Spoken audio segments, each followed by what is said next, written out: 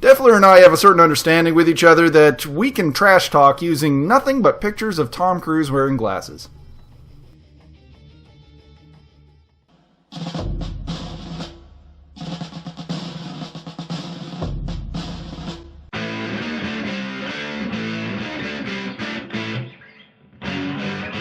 In this Alpha Strike game, I'm rolling on with the militia, using nothing but conventional forces and a mediocre air support list. We're just using those 2 Shivas and the Sadelets. While Defler has elected to bring on a massive society list complete with an overwhelming air superiority element.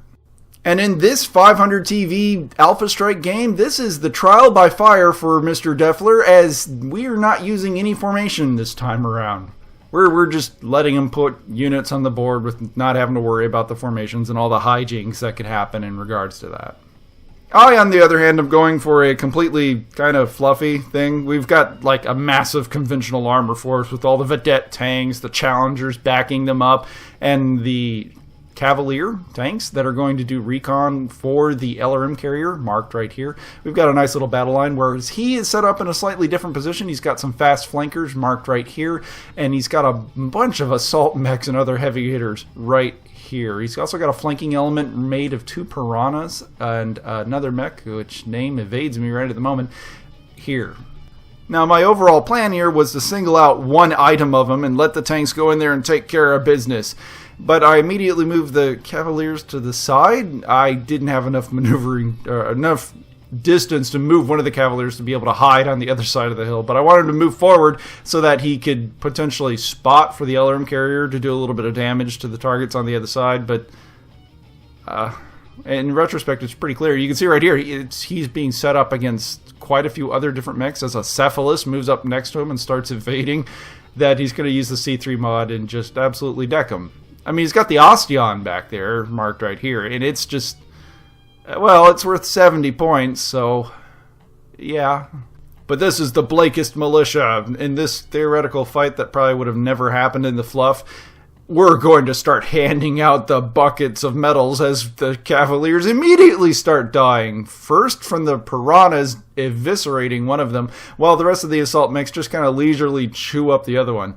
And at this point, I think, in my opponent's eyes, I can see that he already likes this game, because we've already done a turn's worth of shooting, and it only took like maybe 15 minutes. It's one of the things about Alpha Strike that's actually pretty awesome.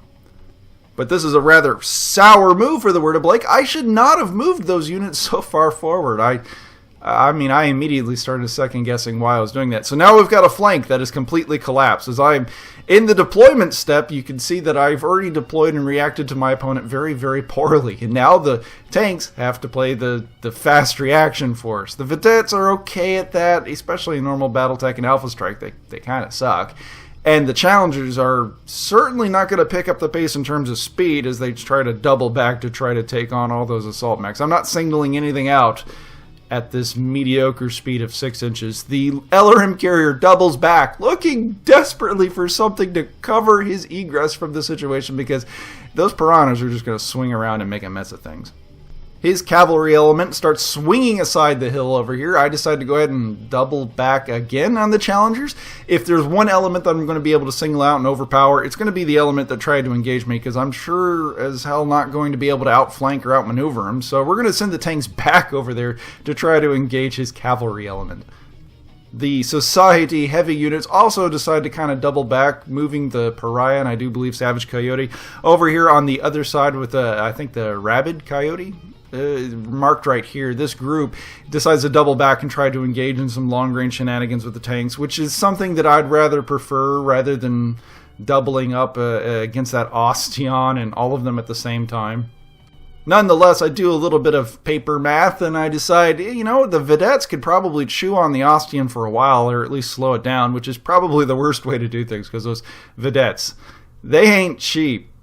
In the air war above, things are starting to heat up as we are now a turn away from them engaging each other. My idea here, again, is to use the Sadelitzes to try to engage his lighter assets, to try to tie them up, while the heavier Shivas do some sort of cleanup and hopefully get on the board to try to make this a little bit easier for the rest of us.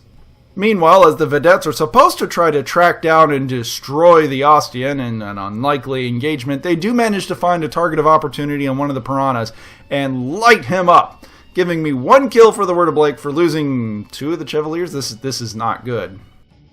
In what has become a reoccurring theme, the Word of Blake once again loses the initiative against the Society. So I try to make the best of it this go-around. I try to see where he's going. I move the L-Herb carrier in a desperate bid to help protect itself while I move the air support off into the center zone. They're going to start engaging against the Society units. He sort of buys into this, and he moves his heavy units forward, moving the Ostian forward into the center area, and I go ahead and send the vedettes at him like a bunch of little cavemen trying to take down that woolly mammoth. I outpoint them technically, but those vedettes are only 1 point apiece in terms of damage. I gotta get super lucky. And in this particular case, I was really trying to get all the vedettes behind the Ostian so the Ostian couldn't shoot back, but that just didn't work out for one of the poor guys who's going to get smacked pretty hard. Meanwhile, on the other side, the challengers are playing a desperate game of survival against an overwhelming amount of cavalry units as he starts taking up defilade positions on this church and little aside building over here. He's now got a fire support platform from which he can just rain shots down on the challengers who are taking a beating. No motive crits yet, but you know, that's going to be inevitable at this point, as his cavalry units, the Lobo and the Pariah, are just making a mess of things over there. I can't seem to land a hit on him to save my life, but we're going to keep focusing fire on one of those poor guys. Try to even up the odds. Meanwhile, in the skies above, having lost the initiative, I announced my attacks first, or at least that's how we were playing it, and I send the Seydlitzes off to take on the Batus, thinking that since the Batus are the better maneuverability fighter for the clan right now, I'm going to let the Society try to tie them up first. I send a Seydlitz after the Batu. Batu tries to re-engage. I send another Seitu against another Batu. He elects not to return the favor, getting a free hind shot on him. Shiva decides to get into a head-on pass against the Turk, while the other Shiva decides to try to engage the Jagatai, but fails his control roll, ending up losing to the better-trained Society pilot, causing him to start being tailed. Guts everywhere as we start taking shots on nearly everything. Once again proving that even in Alpha Strike, if Battletech was the future of the 80s, Aerotech always was the future of the 70s, because it's just a long-range missile duel. It's a zero-sum game. And as the Batu tries to act as a wingman for his wing leader, he ends up taking a hit for the team as the Seydlitz swings behind him, gets a shot off on him, causes a control roll, and causes him to splash right into the board. That is a harsh way to go, and something that Abstract Aerospace is kind of odd about. You be on that central zone and you get shot, there's nowhere to go. Control roll, and you go right into the ground. That Batu took only 2 points of damage before splashing into the dirt. The rest of the elements scar up the paint on each other, but they are fine despite the exchange. Defiler, however, was quick to note that between the Turk and the Jagatai, they both have longer range values than what the Shiva does, and thus presents a serious problem whenever they lose their control roll.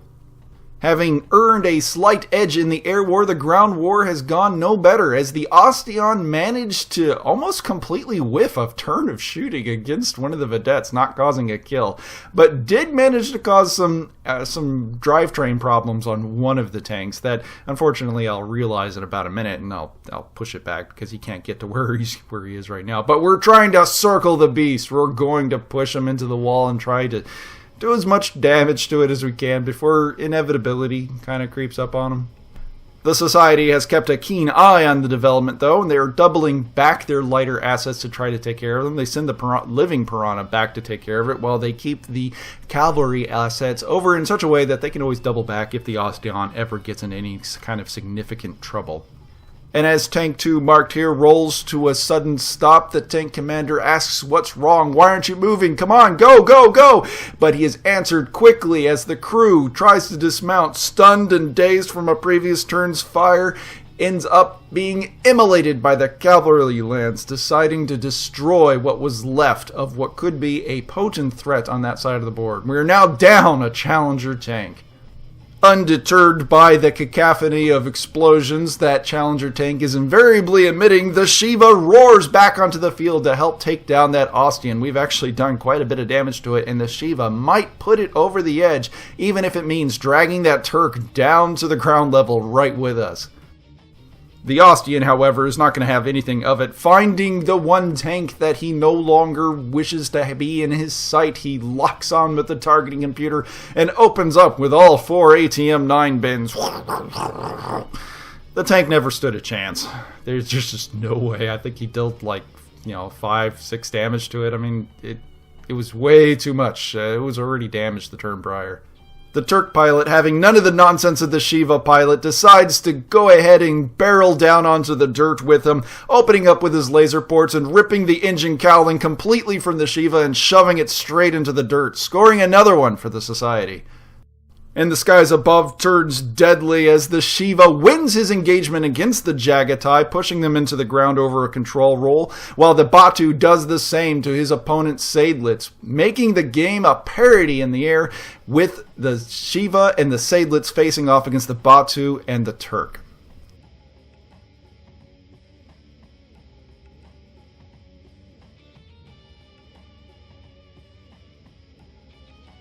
At this point, most of the challengers have some sort of damage to their name, and most of the vedettes have most of their track links still attached to their tanks.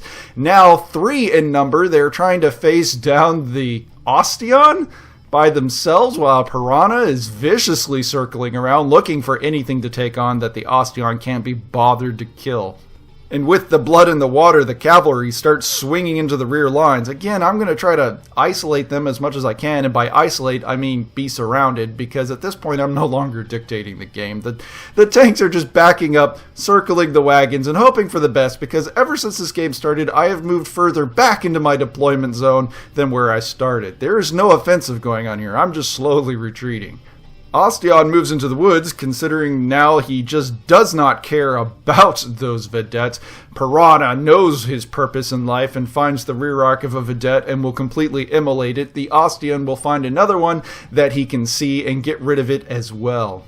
Even the Society Vulture, hanging back right here behind the church, decides to light up the remaining vedette, giving us no vedettes left. We are sans light tanks, while the Cavalry Lance continues to make a mockery of all things treaded, destroys another challenger, and leaves me with just one really operating one.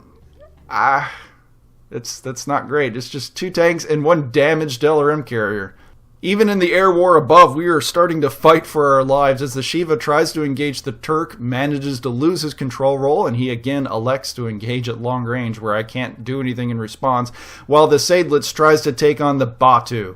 Once again, Defler was wise enough to not let the Batu engage the Seydlitz mano a mano, instead sends the Batu off against the Shiva, trying to double up and take him down. And while they don't, they manage to get a threshold damage roll, 2 of which, and a control roll eventually throws the Shiva into the dirt with his companion, leaving in the air just the Seydlitz to take care of the Turk and the Batu, and what is an incredibly lopsided engagement, even under old Aerotech rules. There's just no way I'm going to engage that. And that's about where we call the game. It's a pretty clean win for the Society. At the end, I had one really damaged challenger. Crew 64 was in one of the other tanks. They were going to bail and get the hell out of there. And the LRM carrier, which was still technically functioning. I mean, it had internal structure left. Overall, this is a really fun game. I think it fundamentally suffers from the same problem I had before, that there's just no real way to flank or dictate the range of the engagement with such slow platforms. And I sent all the fast stuff off to die very quickly. I knew my buddy was going to bring air. I could not have relied on those Shivas doing anything other than being sort of window dressing.